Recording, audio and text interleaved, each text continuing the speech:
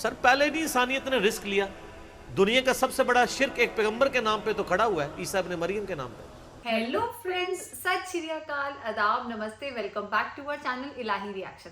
آج ہم اپنے چینل میں لے کے آئے بہت اچھی ویڈیو پہ ریاکشن, جس میں ہم ریاکٹ کرنے والے ہیں death of prophet Muhammad by engineer Muhammad Ali Mirza ji. تو علی مرزا جی کی ہم نے کل ایک ویڈیو دیکھی ہے جس میں انہوں نے بات کری ہے میریکلز آف پروفٹ محمد. بہت زیادہ انٹرسٹنگ ویڈیو تھی.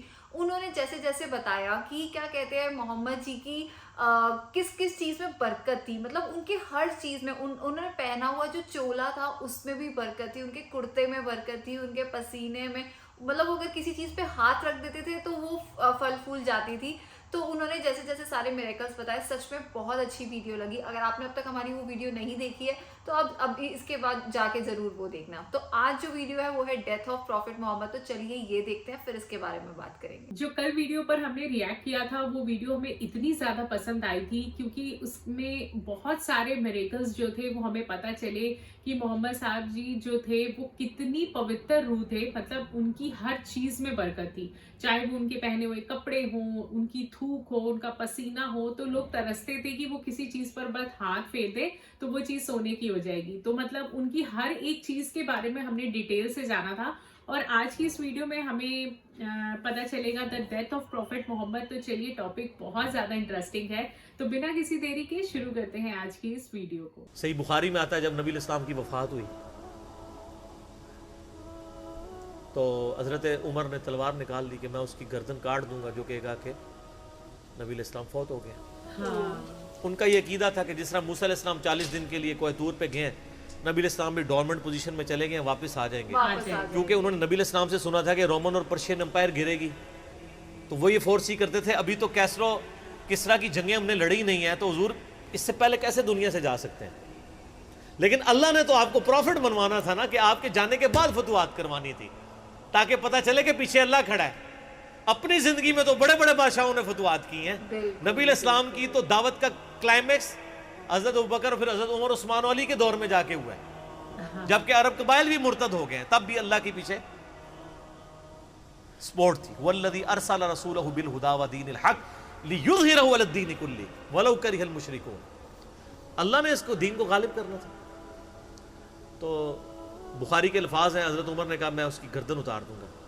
حضرت ابوبکر آئے, انہوں نے حضرت عمر کو دیکھا, اگنور کر کے سیدھا حجرہ عائشہ میں گئے, نبی علیہ السلام کے مبارک کفن کو ہٹا کے آپ کے ماتھے پہ بوسہ دیا اور کہا یا رسول اللہ, اللہ آپ پہ 2 موتیں جمع نہیں کرے گا, ایک موت تو سب کے نصیب میں ہے, اب تو ہمیشہ کی زندگی آپ کو اللہ نے آخرت کی دے دی ہے.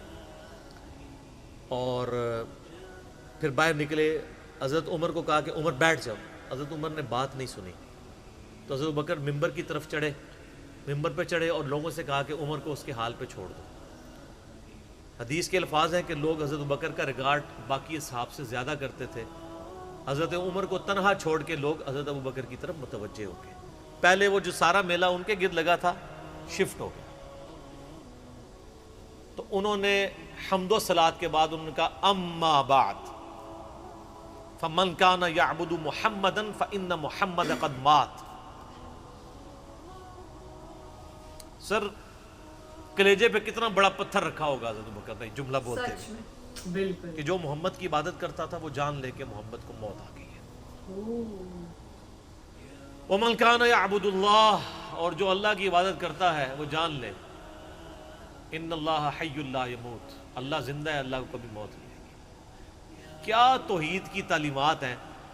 حضور کی میت کے اوپر حضور کے فضائل نہیں بیان ہو رہے, توحید بیان ہو رہی ہے. Point to be noted. کیوں سر پہلے نہیں انسانیت نے رسک لیا. دنیا کا سب سے بڑا شرک ایک پیغمبر کے نام پہ تو کھڑا ہوا ہے, عیسیٰ ابن مریم کے نام پہ. نبی علیہ السلام کو عیسیٰ ابن مریم نہیں اللہ نے بننے دیا. ایسے تربیت یافتہ وہ صحابہ جو کل تک آپ کے وضو کا پانی نیچے نہیں گرنے دے رہے تھے, آج وفات پہ کھڑے ہو کے فرضی خطبہ دے رہے ہیں. جو محمد کی عبادت کرتا تھا جان لو محمد کو موت آ گئی ہے, جو اللہ کی عبادت کرتا تھا جان لو اللہ زندہ ہے. پھر آیت بھی پڑھی, صرف فرضی جملہ نہیں بولا. آپ تو کہہ رہے ہیں شرک ختم ہو گیا, حضرت بکر جب شروع نہیں ہوا تھا اس وقت بھی کہہ رہے تھے کہ نبی علیہ السلام کو کسی نے خدا نہیں بنانا, کیونکہ بخاری کی حدیث ہے, دیکھنا میری شان کو اس طرح بلند نہ کرنا جس طرح عیسیٰ ابن مریم کو لوگوں نے کیا.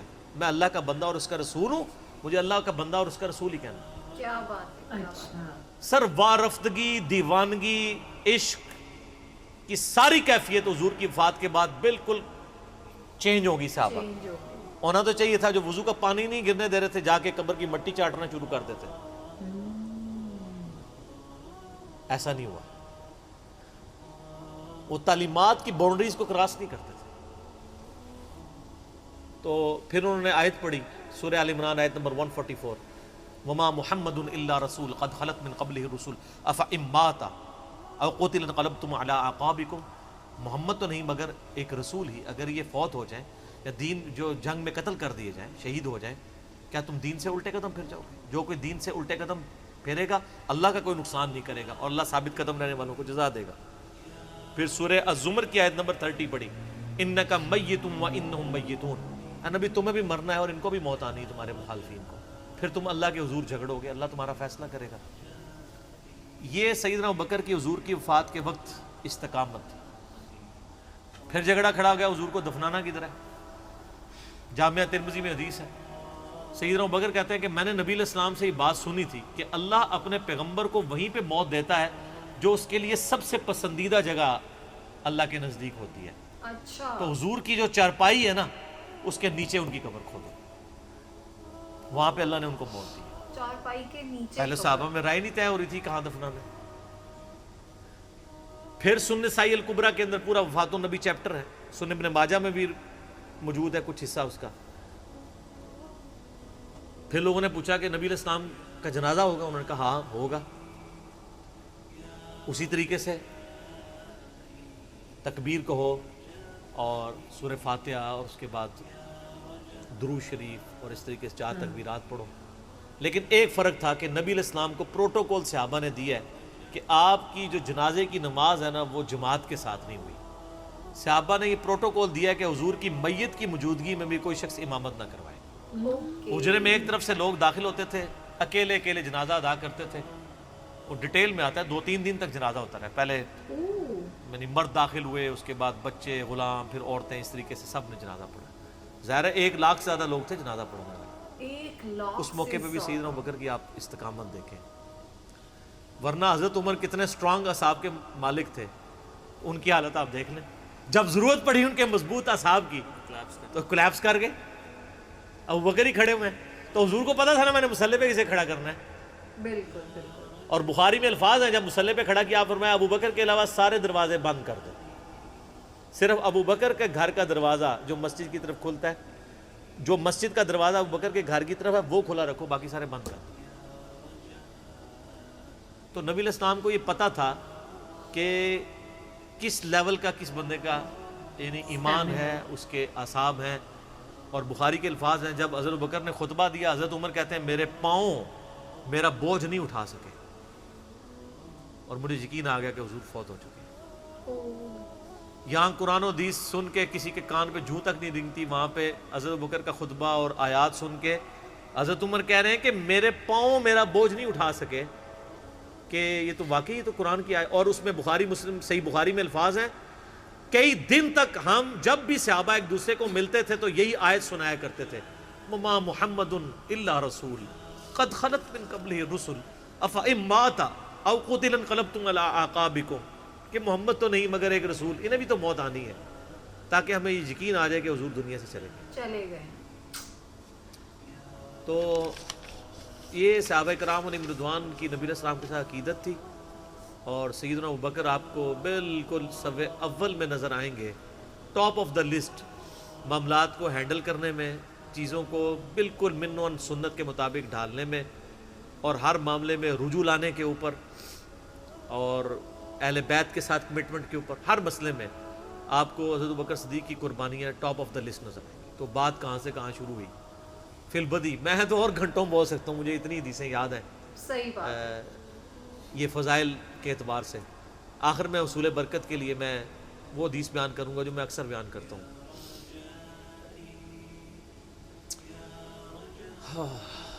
अब्दुल्ला बिन अब्बास रज़ियल्लाहु ताला अन्हुमा कहते हैं, बुखारी और मुस्लिम दोनों में है, कि सैयदना उमर की मैयत रखी हुई थी और लोग आके उनकी मैयत पे सलाम पढ़ रहे थे, اور اپنے اپنے انداز میں خراج تحسین پیش کر رہے تھے کہ اس شخص کی وجہ سے اسلام کو کیا عروج ملا. تو کہتے ہیں اتنے میں میں نے محسوس کیا کہ ایک شخص میرے پیچھے آ کے کھڑا ہوا اور اس نے میرے کندھے پہ یوں کونی رکھی.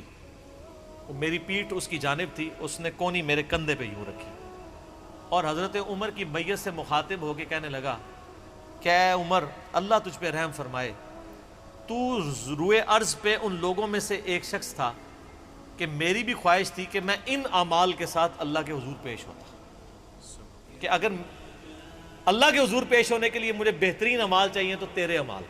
ظاہر ہے جی رومن اور پرشین امپائر گری ہے, کس لیول کا عروج, کیا بات. کیونکہ میں نے رسول اللہ صلی اللہ علیہ وآلہ وسلم سے بارہا سنا تھا, میں ابو بکر اور عمر داخل ہوئے, میں ابو بکر اور عمر نکلے, میں ابو بکر اور عمر نے یہ کیا.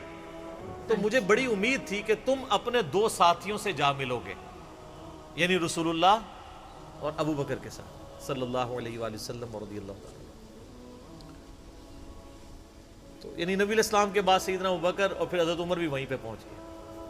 اچھا. تو مجھے نبی علیہ السلام کے اس فرمان سے لگتا تھا جس طرح آپ اپنی زندگی میں کہتے تھے نا, میں ابو بکر عمر, میں ابو بکر عمر, میں ابو بکر عمر, مجھے پتا تھا تم نے جا کے انہی سے ہی ملنا ہے, جا کے انہی سے اور دیکھ لیں قبر بھی پھر ساتھ بنی. اچھا, دونوں. قبر بھی ساتھ میں ہے. تو عبداللہ ابن عباس کہتے ہیں کہ میں نے جب یوں مڑ کے دیکھا تو وہ سیدنا علی بن ابی طالب تھے جو حضرت عمر کی میت کے اوپر یہ کلمات پڑھ رہے تھے, میں ابو بکر اور عمر, میں ابو بکر اور عمر رضی اللہ عنہم اجمعین وعلیہم السلام اجمعین. اللہ تعالیٰ ہمارے دلوں میں خلفائے راشدین کی محبت, اہل بیت کی محبت راسخ فرمائے رضی اللہ عنہم اجمعین وعلیہم السلام اجمعین, اور قیامت والے دن حوض کوثر پہ ان کے ساتھ محشور فرمائے, آمین ثم آمین.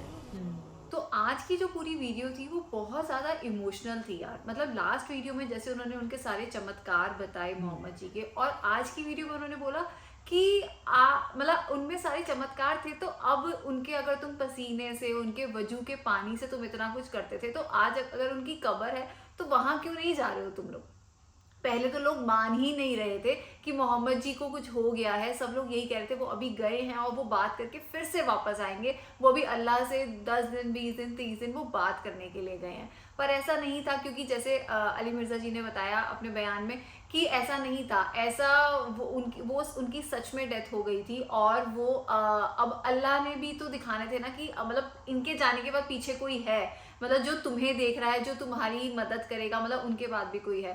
تو سچ میں بیان بہت زیادہ انٹرسٹنگ تھا جیسے انہوں نے سنایا, پر تھوڑا تھوڑا بیچ میں ایموشنل بھی تھا کیونکہ وہ خود بھی ایموشنل ہو رہے تھے, ساتھ میں ہم بھی ہو رہے تھے, بٹ کافی اچھا. واقعی میں پورے بیان کے اندر انہوں نے جس طریقے سے بتایا کہ پوری عوام جو تھی وہ محمد صاحب جی سے کتنا پیار کرتی تھی کہ کوئی یہ ماننے کو تیار نہیں تھا کہ وہ اب اس دنیا میں نہیں رہے, لیکن کس طریقے سے ابو بکر جی نے ایک بہت اسٹرانگ رول نبھایا اور انہوں نے پوری جو ہے اسلام کو ایک نیو میسج دیا کہ اب وہ اس دنیا میں نہیں ہے, لیکن جو اللہ کو مانتے ہیں وہ یہ مان لیں کہ اللہ زندہ ہے اور اللہ ہمیشہ زندہ رہے گا. تو انہوں نے بہت اچھے میسج کے ساتھ پوری عوام کو جوڑا کہ کمزور مت بنو, کہ اگر جو یہ اللہ سے پیار کرنے والے ہیں انہوں نے تو آنا ہے اور جانا ہے, دنیا سے ضرور جاتے ہیں یہ, لیکن جو اللہ انہیں بنانے والا ہے وہ ہمیشہ ہمارے ساتھ ہے. تو انہوں نے جتنی بھی میسج اور پاورفل باتیں کی وہ آئی تھنک کہیں نہ کہیں اسلامک ہسٹری میں درج ہو گئی ہے, وہ سب کے دلوں میں لکھی گئی ہے.